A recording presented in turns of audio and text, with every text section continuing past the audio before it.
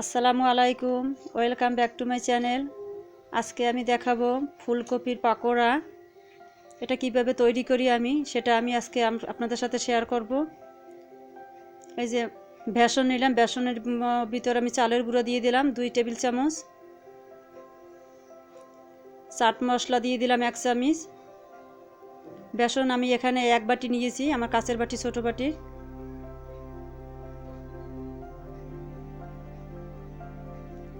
এবার আমি একটু খাবার সোডা দিয়ে দিচ্ছি, এই ছোট চামচের 1 চামচি।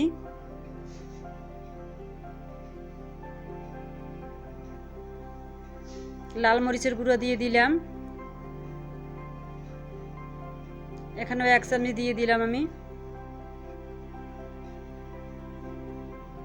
সামান্য একটু হলুদ গুঁড়ো দিলাম, কালারটা আসার জন্য, সুন্দর একটা কালার আসবে এর জন্য। এখন ভালো করে আমি মিশিয়ে দিচ্ছি।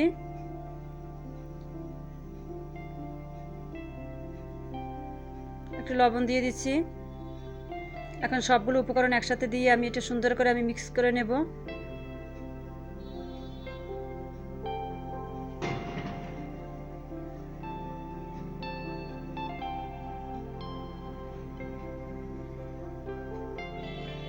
সুন্দর করে আমি মিশিয়ে নিলাম।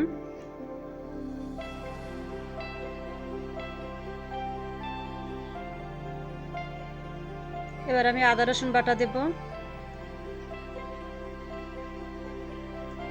1 চামচ আদা বাটা দিলাম, রসুন বাটা 1 চামচ,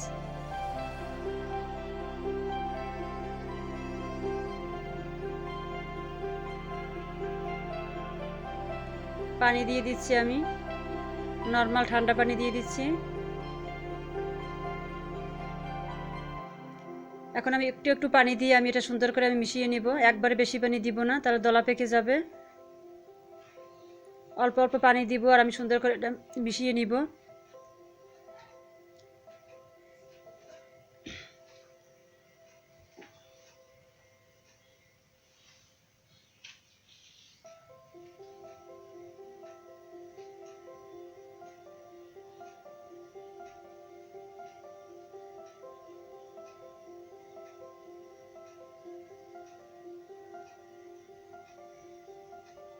আর একটু পানি দিলাম আমি।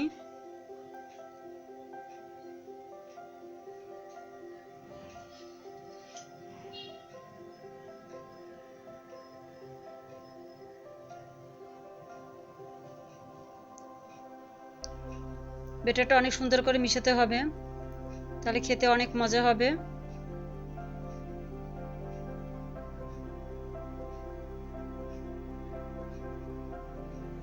এখন আমি একটু গোলমরিচের গুঁড়ো দিয়ে দিলাম, এখানে 1 চামচ আছে। এই ফুলকপি আমি সিদ্ধ করে নিয়েছি একটু লবণ দিয়ে।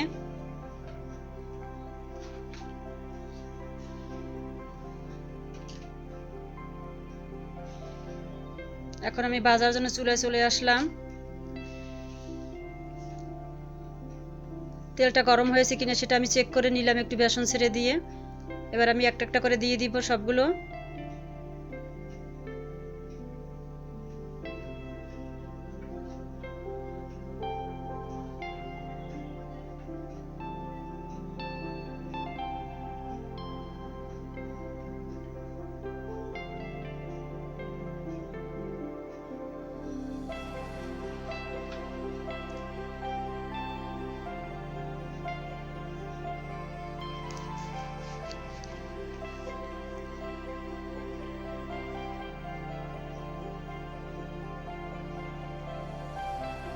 আস্তে আস্তে লো ফ্লেমে ভাজতে হবে, বেশি আঁচ বাড়িয়ে দেওয়া যাবে না, তাহলে পুড়ে যাবে এবং খেতে ভালো লাগবে না। গোল্ডেন ব্রাউন কালার করে নিলাম আমি, এই যে হয়ে গেছে। এখন আমি তুলে নিচ্ছি সবগুলো।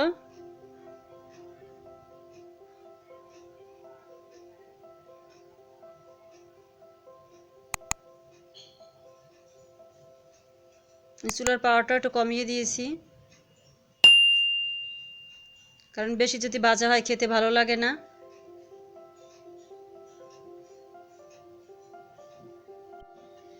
এই যে আমার পকোড়া রেডি হয়ে গেছে।